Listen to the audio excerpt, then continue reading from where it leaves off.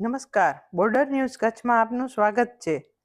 નખત્રાણા તાલુકાના રામપર સરવા ગ્રામજનોને ભગવાન શિવના દર્શન કરવા હોય તો અગાઉ સરવા જવું પડતું હતું. એટલે ગામના વડીલોનું વર્ષોથી એક સપનું હતું કે ગામમાં એક શિવાલય હોવું જોઈએ. તેની સતત ચર્ચાઓ ચાલી રહી હતી.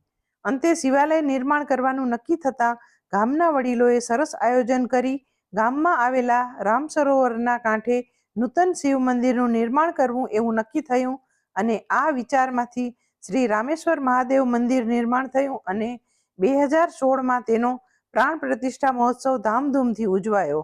હાલમાં આ શિવ મંદિરની પૂજા બાવાજી મંગલગીરીજી કરી રહ્યા છે. નખત્રાણા તાલુકા પંથકમાં સરોવરના કાંઠે કદાચ આવું પહેલું શિવાલય હશે. આ શિવ મંદિર ગ્રામજનો માટે શ્રદ્ધાનું સ્થાન બની ચૂક્યું છે. દર વર્ષે સાતમ આઠમ પર માદરે વતનમાં પધારતા રામપરવાસીઓ આ શિવાલયના દર્શન કરી રામ સરોવરના જળના અમી છાંટણા કરી તન મનથી ધન્યતા અનુભવે છે. આમ રામપર ગામના ભાવિ પેઢી માટે પણ રામેશ્વર મહાદેવ મંદિર આકર્ષણનું કેન્દ્ર બિંદુ બની રહેશે. આ શિવ મંદિરની નજીકમાં જ રંગાણી પરિવારના સુરધન રાજા દાદાનું સ્થાનક અને કષ્ટભંજન હનુમાનજી મહારાજનું મંદિર પણ આવેલું છે. આ બધા મંદિરો અને સ્થાનકોના દર્શન કરી લોકો ધન્યતા અનુભવી રહ્યા છે.